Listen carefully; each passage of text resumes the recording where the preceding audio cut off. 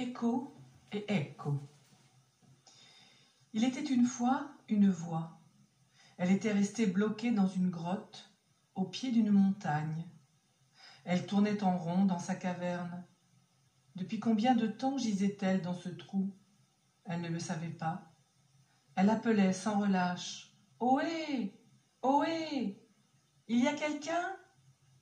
Et seul le silence lui répondait.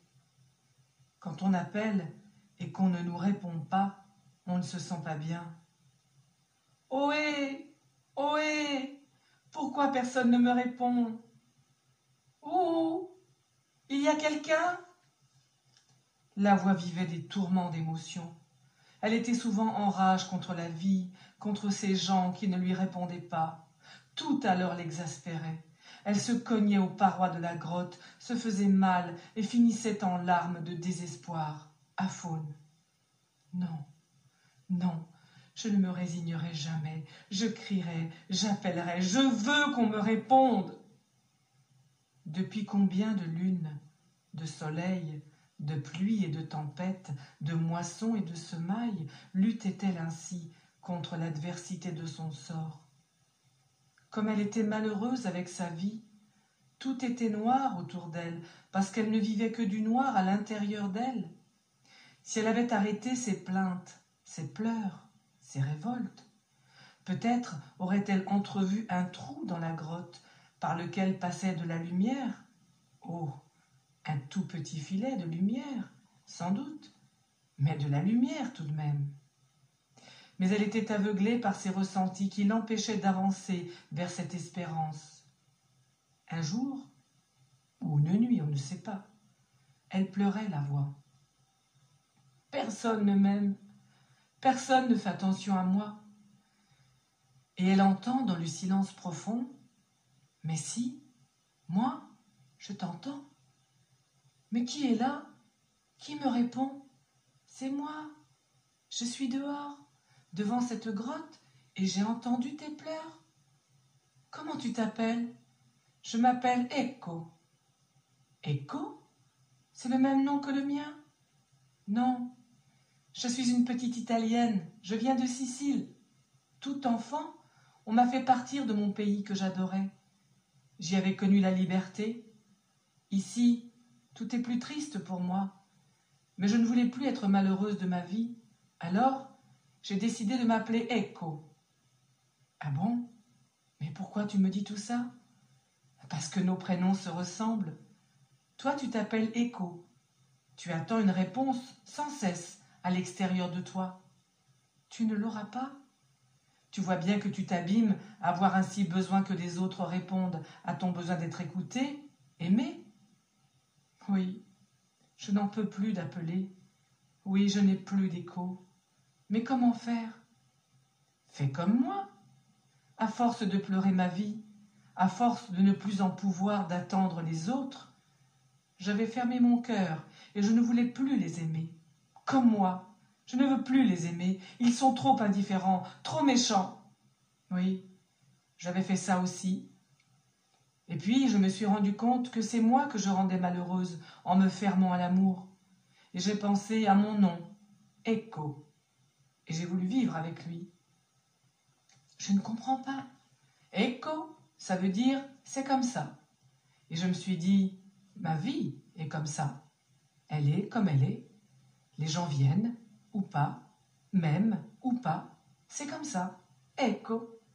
Et avec ça, j'ai appris à accepter les choses et les gens comme ils sont. Ecco così. C'est comme ça.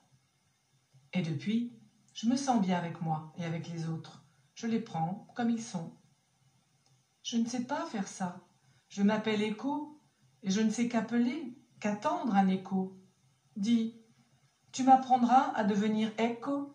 Oui, je viendrai chaque jour pour t'aider. Ce qui fut fait. Et par un beau matin laiteux de printemps, un filet de voix est sorti du trou de la grotte et a rejoint la liberté.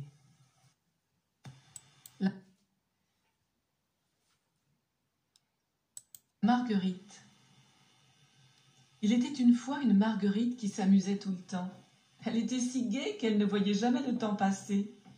Elle était étonnée quand elle entendait les autres fleurs, ses voisines, se plaindre. « Qu'est-ce que je m'ennuie sans bouger? Le temps me dure. À quoi ça sert d'être là si c'est pour rester immobile ?» Et elle, la petite Marguerite, ne comprenait pas ses amis. « Vous bougez quand même. Vous ne le voyez pas? Regardez-vous mieux que ça. Le matin, vous vous ouvrez au soleil. L'après-midi, vous tournez la tête pour vous faire caresser par ses rayons. Et le soir, vous vous fermez lentement avant de vous endormir. Mais elle est complètement folle, celle-là. Tu crois que ça nous suffit, ça? Nous, on voudrait se détacher de notre tige, aller courir, gambader dans la prairie. » La Marguerite continuait sans cesse à leur expliquer qu'elles pouvaient être contentes de leur vie, que leur vie était comme ça et qu'elles pouvaient la trouver belle. Elle s'est fatiguée à essayer de les persuader, tellement épuisée qu'un matin, on vit sur le sol une tige, répandue, inerte. « Tu vois, Marguerite, la vie, elle est belle, hein? On avait bien raison, nous. Tu en as la preuve maintenant. » Et aucune d'elles ne lui dit des mots encourageants pour lui donner de la force.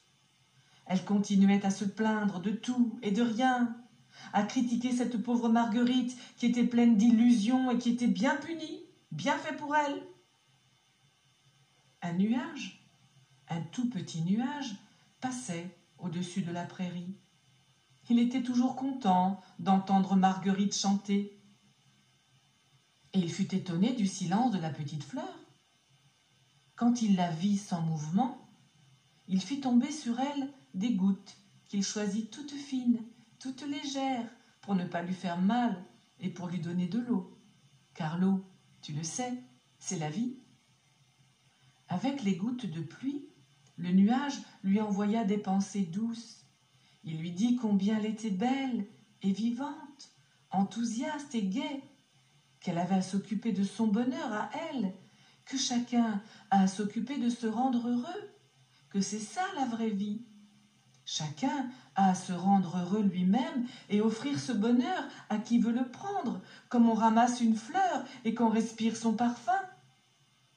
Ne repère plus ton parfum, Marguerite. Garde-le bien précieusement pour toi-même. Alimente la joie dans ton cœur. Tu ensoleilles la prairie à ceux qui le veulent de se chauffer à ta gaieté. La Marguerite, avec l'eau douce et les paroles vraies, doucement se remit debout sur sa tige. Elle lissa chacun de ses pétales, et de se voir ainsi, elle retrouva son sourire. Elle a bien entendu les conseils du nuage. Depuis, ses voisines, jalouses encore plus, se plaignent d'elle. Elle est la préférée du ciel. Mais elle s'en fiche. Elle les laisse dire. Elle danse toute la journée sur sa tige, disant bonjour au jour, bonsoir à la nuit, bienvenue à l'abeille, coucou au papillon. Sa vie est passionnante. C'est bien à chacun de faire en sorte que sa vie soit une bonne vie. Le chaton qui se trouvait trop petit. Il était une fois un chaton qui se trouvait trop petit. Il voulait tellement être grand, sauter sur l'armoire, attraper les souris qui courent si vite. Ah là là, il était si pressé d'être grand. Il se disait, la vie est tellement plus intéressante quand on est grand. On fait ce qu'on veut, on va où on veut. Il avait envie de faire tellement de choses. Sortir quand il le voulait de la maison, rentrer quand il le voulait aussi, et surtout aller se promener dans les champs, se rouler dans l'herbe des prairies, se réchauffer au soleil près des étangs pour y attraper les libellules. Il avait tant d'envie en lui qu'il en était devenu triste de ne pas être grand tout de suite. Du coup, sa tristesse faisait qu'il ne sentait pas qu'il vivait une bonne vie de chaton. Rien ne lui plaisait, ni le goût du lait, ni s'amuser à rentrer dans les tasses posées sur le buffet. Comment il avait pu s'amuser de ces choses si bêtes, se disait-il, alors qu'il pourrait faire tellement de choses bien plus intéressantes s'il était grand. Un jour qu'il pleurait en silence, la tête enfoncée dans la terre du jardin, il sentit un petit chatouillis sur son museau et un petit couinement, tout petit, crin, crin, crin. Avec sa petite patte, il se frotta le nez et vit tomber un petit insecte. « Bonjour, chaton, je t'entends te plaindre depuis des semaines et j'avais envie de te parler. »« Mais qui tu es, toi ?»« Je suis Crin-Crin, le grillon du jardin. J'ai le même âge que toi. Nous sommes nés le même jour. Et alors, qu'est-ce que tu veux que ça me fasse ? Tu sais, d'être triste, cela rend aussi méchant.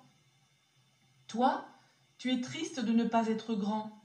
J'avais envie de te dire qu'on peut être content d'être petit. Tu vas grandir un jour. Cela viendra de toute façon. Regarde-moi, comme tu me vois maintenant, comme je serai quand toi tu seras grand. Et alors, qu'est-ce que tu veux que ça me fasse ? Laisse-moi tranquille. Je vais m'en aller, juste après t'avoir dit quelque chose. Bah dépêche-toi, je t'ai rien demandé, moi. J'ai toujours voulu être une cigale. C'est vrai, c'est grand une cigale. Ça chante plus fort que les grillons.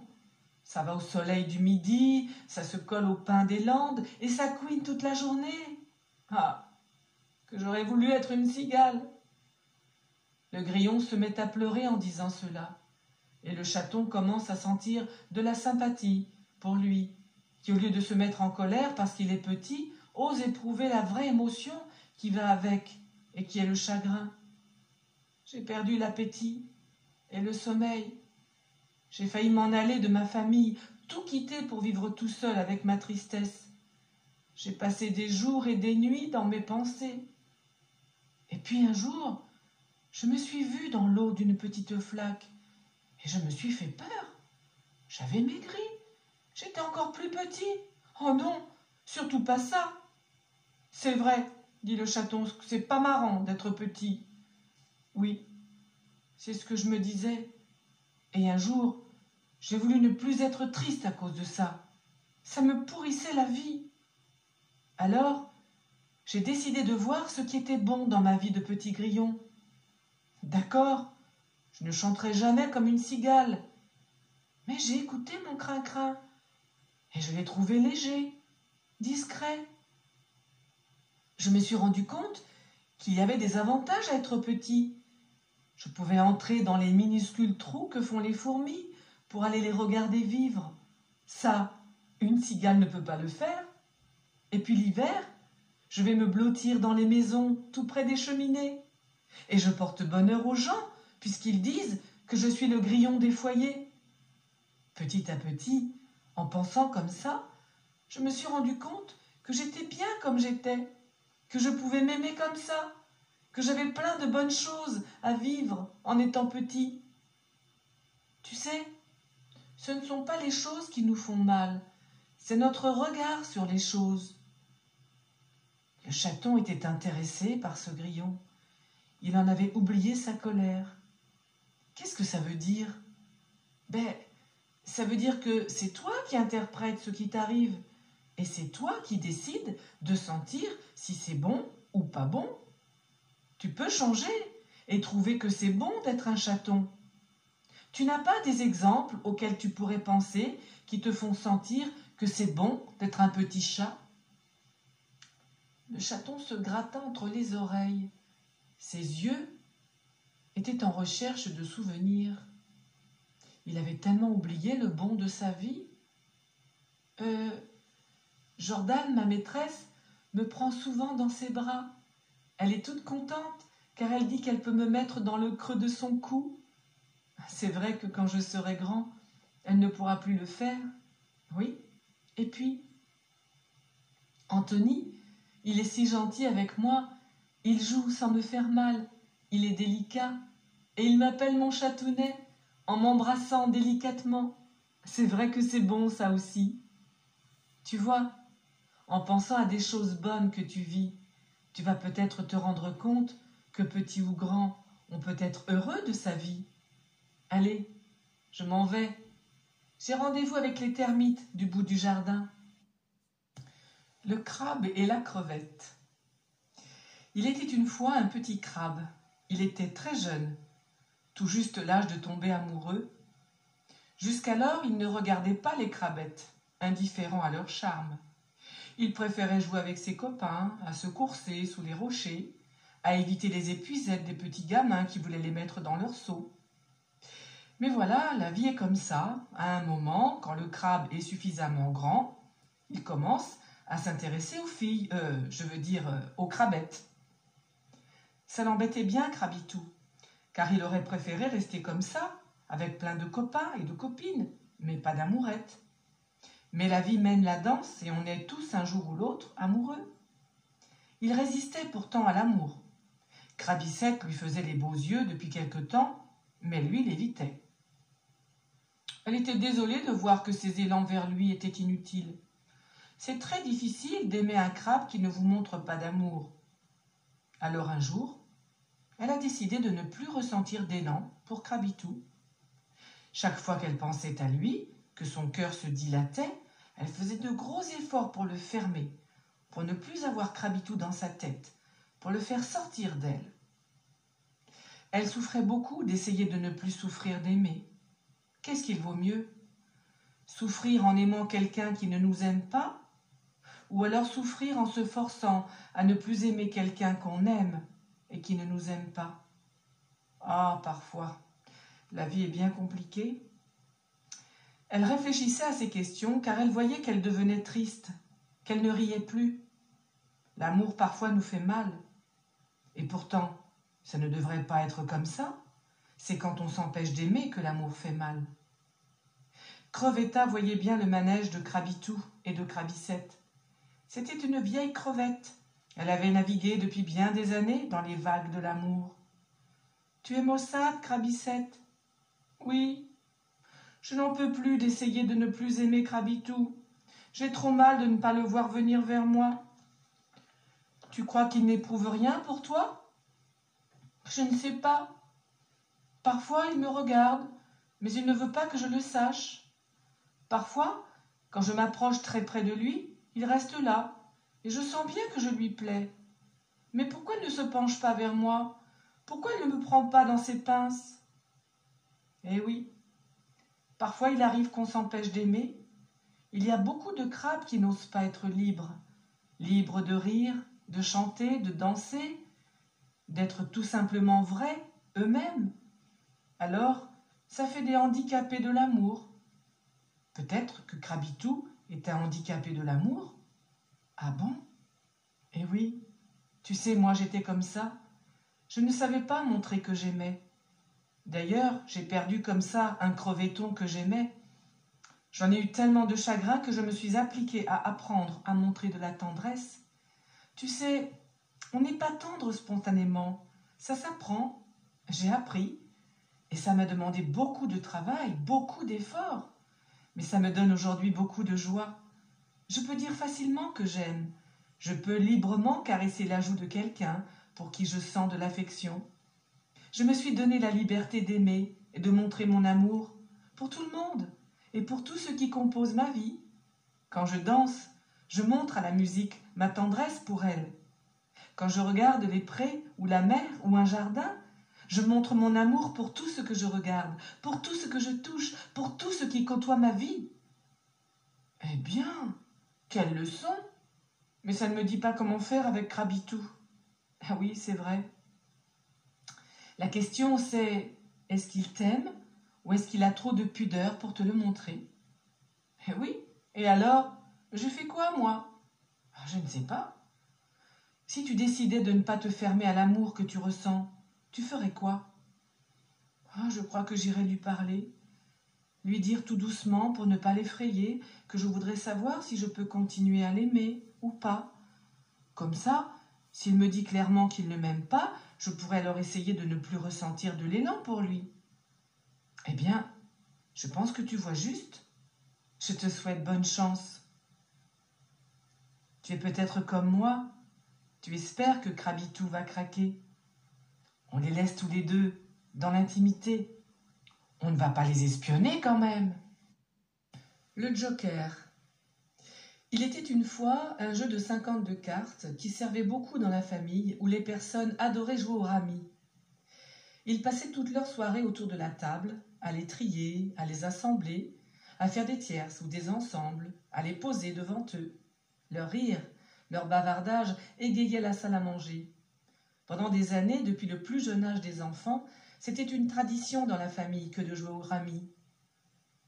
Mais voilà qu'un beau soir, alors qu'ils sont tous concentrés dans leur partie, ils s'aperçoivent qu'il n'y a pas un seul joker dans le jeu, alors qu'il y en a 4 d'habitude.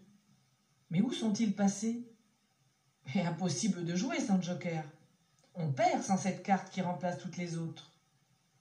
Mais comment cela se fait-il que les 4 jokers aient disparu?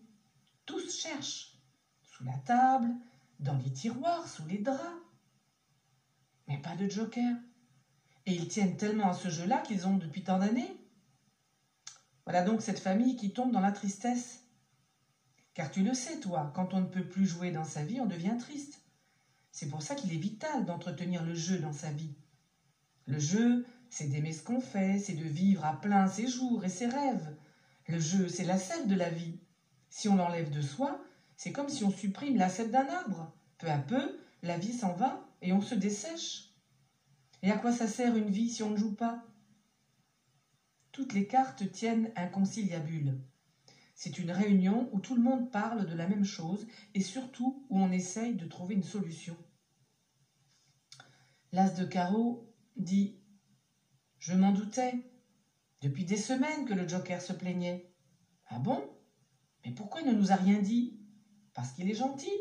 Il ne veut surtout pas faire de peine. Il est toujours d'accord pour remplacer qui le veut, pour faire à la place des manquants. Mais c'est leur tâche, ils sont faits pour ça. Peut-être. Mais ils ont aussi le droit d'en avoir assez. Tu n'en as pas assez, toi, parfois, d'être un 2 de trèfle? Si, ça m'arrive. Justement, j'ai souvent envie de jouer le Joker 2.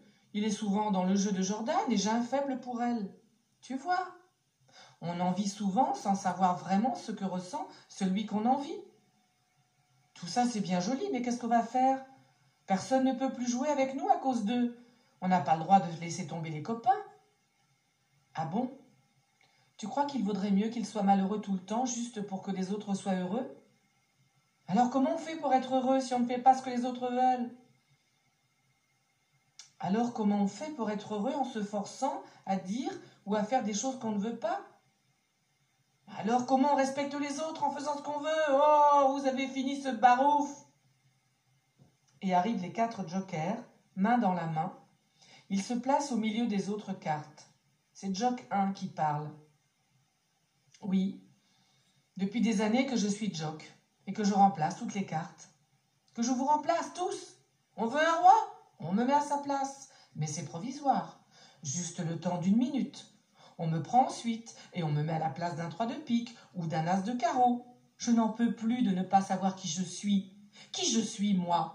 Je suis transparent. On ne me voit pas. Je n'existe pas pour les autres. Ils ne me regardent même pas. Juste ils me prennent et me mettent à la place entre 2 cartes. Eh bien, je n'en peux plus de ne pas être regardée. Je veux exister en tant que carte à part entière. Le silence. Tous ont écouté. Tous ont senti la colère et la peine de Jock 1. Vu comme ça ne doit pas être facile à vivre. Et vous, les autres Jock, c'est pareil? Non. Moi, je me sens bien dans ma peau de Jock 3. Je me régale à changer de couleur au gré des joueurs. Je me sens important du fait de pouvoir permettre aux personnes de gagner grâce à moi. Moi aussi, dit Jock 2. Surtout parce qu'il y a Jordan. J'aime être dans son jeu, caressé par ses yeux, placé par ses doigts délicats. Ah oui, l'amour. En tout cas, Jock 1 est triste et ça ne peut pas continuer comme ça pour lui. Qu'est-ce qu'on va faire? Mais qu'est-ce qu'on va faire? Un jeu avec 3 Jocks, c'est pas possible non plus. Et là, j'ai envie d'arrêter l'histoire et te demander comment toi tu vois la fin. Tu veux bien l'inventer? C'est l'histoire de la grenouille, du papillon et de la tortue. Ça commence par une tortue. Elle a l'air sympathique comme ça, tortute, mais elle ne l'a pas toujours été. Par un soir de juin, au bord d'un bassin, une libellule buvait tranquillement. Il faisait bon, L'air était si doux. Elle était si heureuse de se prélasser dans le calme soir de cet été. Tortute, elle, dormait sur une pierre, tout près de là. Elle n'était pas de bonne humeur. Son sommeil était plein de colère. À l'école ce matin, eh oui, il y a une école pour les tortues. La maîtresse lui avait donné une mauvaise note, alors qu'elle avait fait de son mieux. Elle s'était appliquée pour l'écriture et aussi pour le calcul. Elle lui avait dit devant les copines et les copains « Ça ne m'étonne pas de toi, tu n'y arriveras jamais, ma parole ». Cette phrase lui avait fait si mal. Elle aurait voulu tuer la maîtresse qui ne la respectait pas en lui parlant comme ça. Alors, elle avait en elle beaucoup de colère, parce que c'était souvent que la maîtresse lui disait des choses pas gentilles. Tortute pensait « Pourquoi elle a le droit de me parler mal et que moi je n'ai pas le droit de lui dire qu'elle me parle mal ? Pourquoi moi je dois me taire ?» Eh oui, au pays des tortues, on fonctionne à l'envers. Au lieu que les adultes respectent les enfants, ils exigent d'eux le respect, sans le leur donner parfois. Et ils s'étonnent, ces adultes, que les tortues soient agressives dans la cour de l'école. Ils ne savent pas une chose. Quand on entend des paroles qui nous font mal, cela fait une blessure à l'intérieur de nous. Et de ne pas pouvoir la dire, cette blessure, cela fait que la colère s'accumule et à un moment, elle va exploser n'importe où. Tortute, en pensant à la phrase de sa maîtresse, avait mal, et la colère s'est réveillée en elle. Quand elle a ouvert les yeux et qu'elle a vu cette libellule qui se pâmait dans l'eau, elle a eu la rage. Quoi ? Cette bestiole se régale de la vie, alors que moi je suis triste, malheureuse. D'un coup de langue, elle gobe la libellule. La grenouille, qui était là et qui regardait la libellule en attendant de la déguster, se met en colère de voir que la tortue la lui vole. De rage, elle lui saute dessus et la bagarre commence. Et un coup de patte, et un coup de carapace, et vlan, et un coup de tête. Soudain, elles entendent un bruissement d'ailes dans leurs oreilles. Surprises et épuisées, elles s'arrêtent pour voir si ce ne serait pas un autre insecte à se mettre sous la dent. Et oui, c'est un superbe papillon. Vous allez arrêter de vous battre ? Franchement, ça vous apporte quoi de vous faire mal comme ça ? C'est elle ! Elle m'a volé ma libellule ! Non, c'est elle ! Elle m'a sauté dessus d'un seul coup et sans me prévenir. Elles allaient encore se bagarrer quand le papillon leur dit « Au lieu de vous battre, vous ne croyez pas que vous feriez mieux de vous parler ? » « Nous parler ? Bien oui. Quand vous n'êtes pas d'accord pour quelque chose que l'autre vous dit ou vous fait, plutôt que de ne rien dire, il vaut mieux parler. Ainsi, vous n'aurez pas de colère en vous. Tu dis n'importe quoi. Nous, on a appris à se battre quand on a mal. Alors laisse-nous tranquilles. Pourquoi on changerait nos habitudes ? Se parler. Oh, elle est bien bonne, celle-là. Oui, on a appris depuis des milliers d'années à se battre au lieu de se parler, dit le papillon. C'est pour ça qu'il y a beaucoup de haine entre les gens, parfois même dans la même famille. Moi, je me demande s'il ne vaut pas mieux apprendre à parler de ce qu'on ressent, plutôt que de le garder et de le projeter sur les autres. Enfin, moi, ce que j'en dis, c'est pour vous, hein. Vous en ferez ce que vous voudrez. Et d'un coup d'aile, le papillon s'envole. Tortute et Grenouillette se regardent, muettes. Et si c'était vrai ? Et si on essayait ? Et elles se sont dit toutes les choses qui n'allaient pas pour chacune par rapport à l'autre. Grenouillette lui a enfin dit que depuis des mois, elle était en colère quand Tortute lui volait ses proies sans lui dire. Tortute lui a dit qu'elle était vexée quand Grenouillette ne lui disait pas bonjour le matin et que c'était pour ça qu'elle lui volait ses insectes. Elles se sont expliquées pendant des heures. Et au fur et à mesure qu'elles se disaient tout ça l'une à l'autre, la colère s'envolait de leur cœur. Et quand la colère s'envole des cœurs, tu sais ce qui reste ? L'amour. Nous allons écouter une histoire sur le petit Grégoire. Il était une fois un petit garçon qui s'appelait Grégoire et qui avait plein de rêves dans sa tête. C'est plutôt bien quand on a plein de rêves dans sa tête, tu ne trouves pas? Il était sûr qu'il était sur terre pour être heureux, pour s'amuser, pour rire et danser sa vie. Et c'était si bon de sentir tout ça. Mais voilà, un matin, sans savoir pourquoi, il s'est senti différent. Ça a commencé d'abord par l'envie de rester au lit. Bien sûr, ça arrive à tout le monde d'avoir envie de rester au lit, bien au chaud sous sa couette, de se coucouner en savourant la chaleur de ce petit nid. Cela arrivait souvent à Grégoire de ne pas avoir envie de se lever. Mais ce matin-là, il ne sentait pas la joie qu'il y avait d'habitude dans son cœur. Il était surpris. Où est passée ma joie? Toute la journée a été grise dans son cœur et grise dehors, comme si les nuages devinaient et qu'ils peignaient le ciel aux couleurs du cœur de Grégoire. Après l'école, il n'avait pas envie de s'amuser avec ses copains, pas envie de faire ses devoirs. Avant, hier, il se régalait à faire ses devoirs, il prenait ça comme un jeu. D'ailleurs, toute sa vie, il la prenait comme un jeu. C'est pour ça qu'il s'amusait et qu'il avait plein de rêves en lui. Il n'avait pas envie de rentrer chez lui. Pourquoi faire? L'ennui, comme du plomb, faisait que son corps pesait 3 tonnes. Sur le chemin du retour, il n'entendait plus la ville, les voitures, il ne voyait plus les gens. Il s'était refermé sur lui, comme une coquille. Cela a duré des jours et des nuits. Tu vas me dire, comment il s'en est sorti, le petit Grégoire? Parce que ce n'est pas drôle tout ça. Je n'en sais rien, moi non plus, mais on va le sortir de là. Le ciel, depuis ce matin sombre, était gris, et la pluie tomba, lourde, drue, silencieuse. De grosses gouttes d'eau s'abattaient sur le sol. Assis sur le trottoir, Grégoire entendit un énorme coup de tonnerre, explosant le ciel. Il sursauta et regarda là-haut. La pluie continuait à tomber et le tonnerre faisait trembler le sol. Grégoire se demandait d'où partaient ces bruits effrayants. Il cherchait, et d'un seul coup, il vit devant lui un arc-en-ciel éclatant de couleurs. Il est resté éberlué devant cet arc-en-ciel. Quoi? Dans un ciel si noir, avec de la pluie si grosse, avec un tonnerre si fort, il peut y avoir des couleurs si vives. Alors, sans réfléchir, il courut.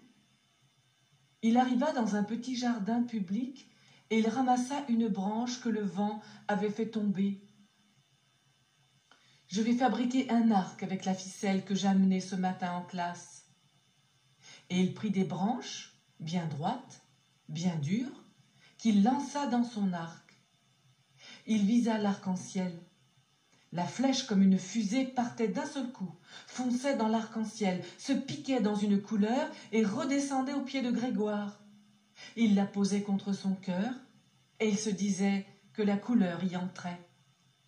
Il a fait entrer en lui le rouge, l'orangé, le jaune, le vert, le bleu, l'indigo et le violet.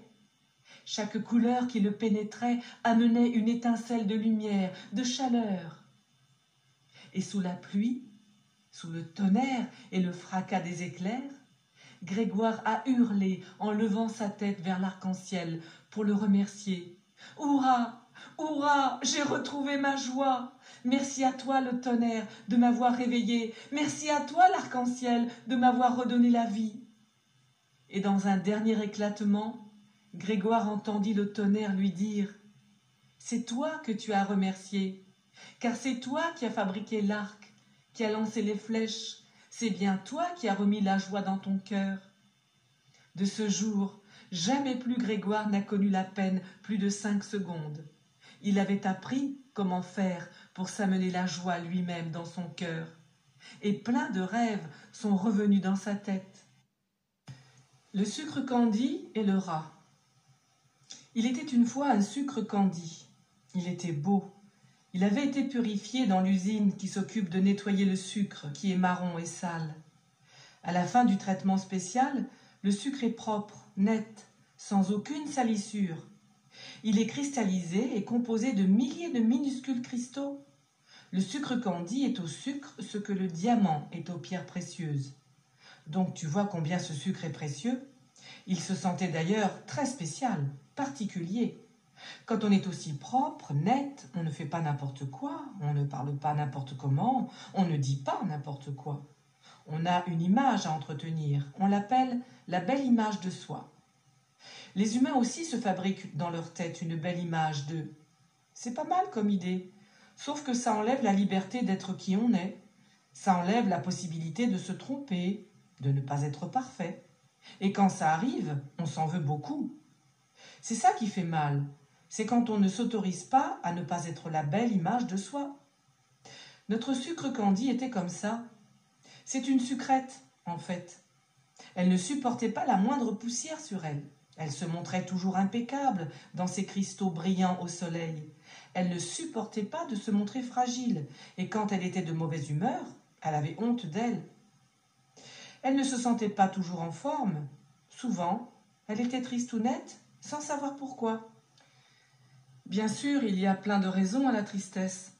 Des raisons qu'il s'agit de trouver pour les effacer comme on chasse un nuage pour laisser la place à la lumière. Elle ne savait pas pourquoi elle se sentait du vague à l'âme, comme on dit. C'est un jour comme celui-là qu'elle se traînait dans les chemins, qu'elle vit un rat. Il était sale, tout petit, malingre et tout tordu. Pouah, se dit-elle, comment peut-on vivre en étant si laid? Elle le regardait et était étonnée de le voir chanter.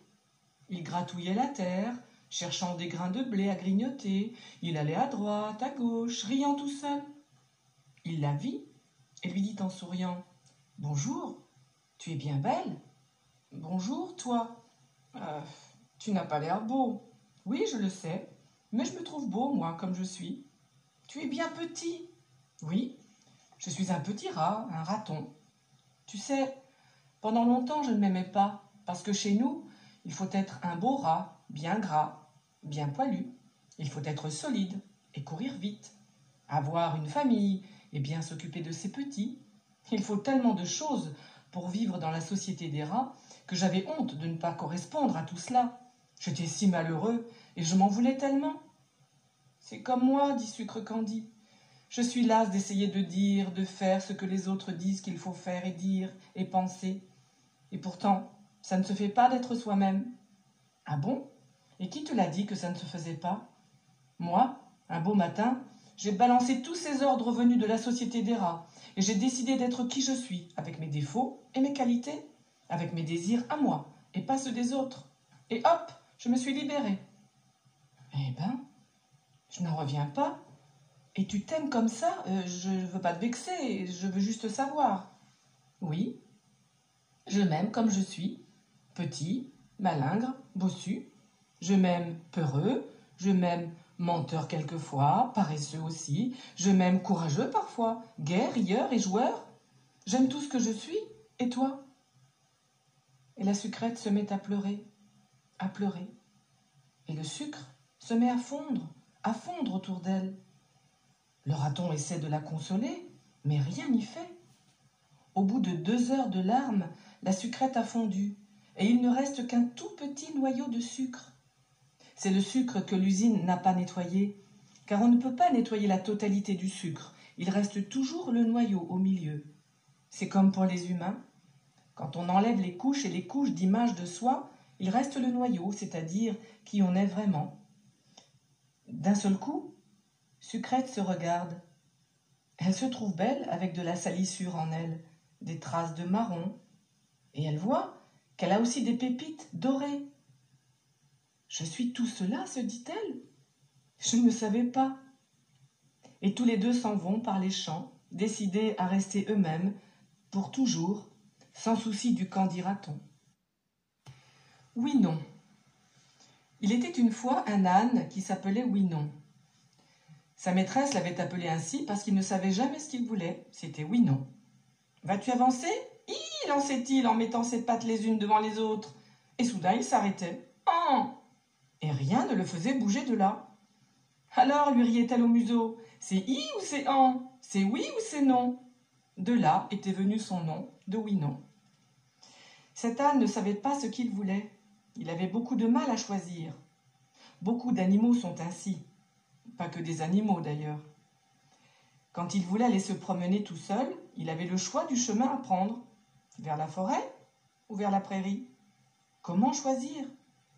La forêt le tentait, les arbres, les feuilles, l'odeur de la terre sous ses sabots.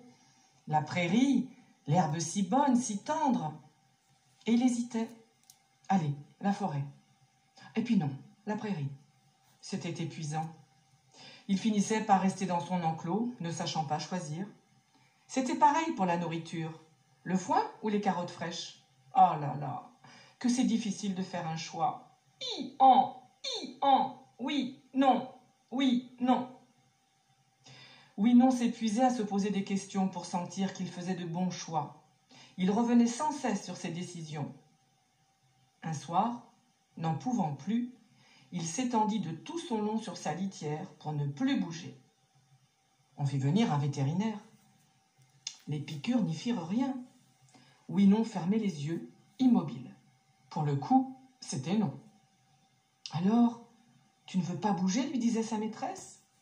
Si, je voudrais bien gambader, mais je suis bien comme ça. Oh, je ne sais pas, mais je ne saurais donc jamais ce que je veux vraiment. Un soir qu'il pleurait en silence, il vit le soleil orangé à travers les barreaux de l'enclos. 2 nuages l'enserraient de chaque côté. Il observa. Il fait quoi, le soleil? Il se couche ou il reste là? Ils font quoi, les nuages? Ils s'en vont ou ils restent? Il vit que le soleil continuait sa voie sans tenir compte de rien d'autre. Il aurait pu être attiré pour rester dans ce ciel orangé si accueillant. Non, il partait. Et les nuages? Ils auraient pu vouloir rester là pour toujours. Non, ils s'échappaient, se diluaient. Ils n'ont pas le choix, se dit-il. C'est mieux quand on n'a pas le choix. Mais c'est bien aussi d'avoir le choix. J'aime avoir la possibilité de décider entre plusieurs choses. Alors comment faire? Il vit au loin dans le pré un animal. Sa curiosité s'éveilla et il se mit sans s'en rendre compte sur ses pattes, les yeux fixés à l'horizon. Il y avait un renard là-bas qui était assis sur son arrière-train et qui regardait à droite puis à gauche. Un bébé lièvre qui ne l'avait pas vu mangeait tranquillement de l'herbe à 10 mètres de lui. Quel régal pour le renard! Mais il hésitait. Qu'est-ce donc qui l'empêchait? Oui, non vit que le renard regardait de l'autre côté. Il y avait quoi donc dans les bois? Oui, non ne voyait pas. Mais le renard regardait à droite, vers le lièvre, à gauche, dans les fourrés. Puis d'un seul coup, il est parti dans les bois. Oui, non n'en revenait pas. Quoi? Il a laissé le régal? Et oui, non comprit une chose importante. C'est que choisir, c'est renoncer. Quand on dit oui à quelque chose, on dit non à autre chose. Le renard a dit non au lièvre et oui à la forêt. Ah, ça marche donc comme ça. Quand je veux choisir, j'ai plusieurs possibilités et si je sais à quoi je dis non, je peux vraiment sentir à quoi je dis oui. Très content d'avoir découvert ça, il sort de l'écurie et sa maîtresse, toute heureuse de le voir debout, lui sourit. « Mon petit oinon chéri, que je suis contente. Tu vas pouvoir te promener avec moi? Tu veux peut-être manger avant ?» Oui, non réfléchit. Me promener ou manger? À quoi je veux dire non? À quoi je veux dire oui? Et tout de suite, il a senti qu'il préférait se promener et que donc il disait non au repas. Alors, il a poussé sa maîtresse de son museau décidé et elle riait en se laissant mener vers la forêt. Voilà, c'était une série de contes que j'ai écrits il y a beaucoup d'années et que j'avais envie de vous faire découvrir. J'ai enregistré ces contes que j'avais écrits pour un site qui au départ était pour les malvoyants, donc pour les aveugles, et j'étais donc donneuse de voix pour littératuraudio.com. Si ça vous intéresse, vous pouvez aller sur ce site-là. Vous pouvez taper Linda Lobello et vous aurez donc ces contes-là que j'ai écrits, mais vous aurez aussi les choses que je lisais, les textes que je lisais. Voilà, je vous recommande beaucoup le conte Oui Non qui correspond à une vidéo que j'ai faite mercredi, hier. Voilà. Bonne journée.